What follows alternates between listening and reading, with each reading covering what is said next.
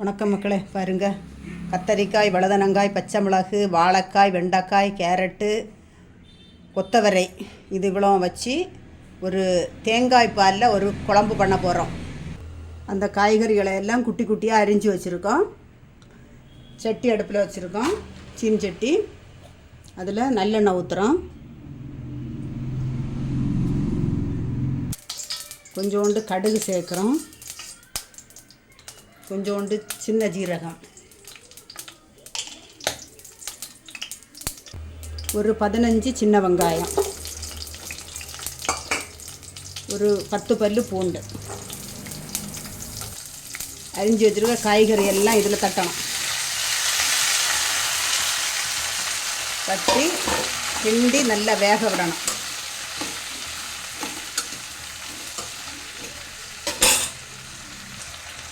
கொஞ்சோண்டு கல் உப்பு சேர்க்குறோம்.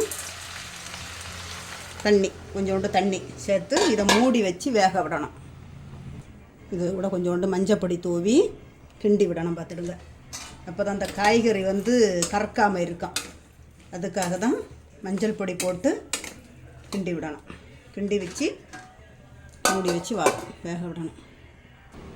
அந்த குழம்புக்கு ஒரு நெல்லிக்காய் அளவு புளி எடுத்து குவரை போட்டிருக்கோம்.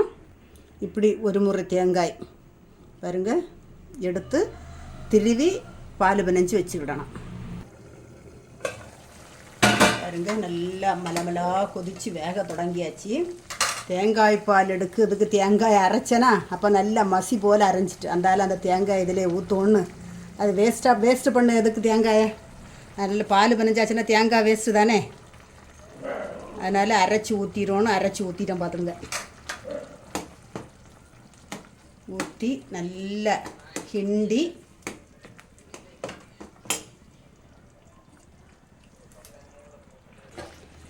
கரைச்சி வச்சுருக்க புளி வெள்ளத்தை சேர்க்குறோம்.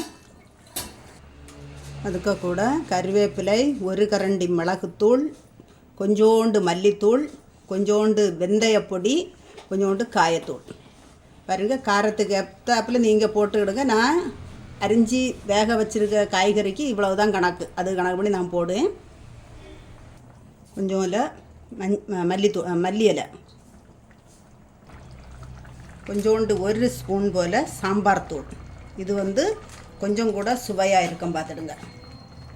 அப்படியே இதில் கிண்டி விட்டு பச்சை வாசம் போனோன்னா இறக்கணும். பார்த்துடுங்க, சூடு சோறு கூட சாப்பிடலாம். பாருங்கள், தேங்காய் பால் ஊற்றின குழம்பு, காய்கறி குழம்பு ரெடி ஆகிடுச்சு. இது சுருக்கம் சொல்ல போனால் சாம்பார் தான். நம்ம பருப்பு சேர்க்காமல் தேங்காய் பால் ஊற்றி தேங்காய் பாலை அரைச்சி எடுக்கிறதுக்கு அதை நல்லா மை போல் அரைச்சி சேர்த்த சாம்பார் தான். கரண்ட் இல்லாத நேரங்கள்லையும் நமக்கு இது போல் பண்ணி சாப்பிடலாம். இப்படி அருமையாக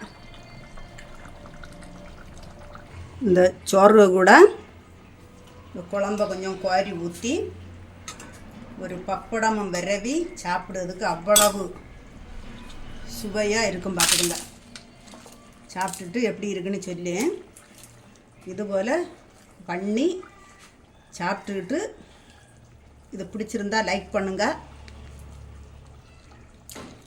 செம்மையாக இருக்குது. பார்த்துடுங்க, கரண்ட் இல்லாத நேரங்களில் இப்படி பண்ணலாம். இது பிடிச்சிருந்தா லைக் பண்ணுங்கள், ஷேர் பண்ணுங்கள், சப்ஸ்கிரைப் பண்ணுங்கள். வணக்கம். ஈஸியான மெத்தடில் பண்ணக்கூடிய சமையல். வணக்கம்.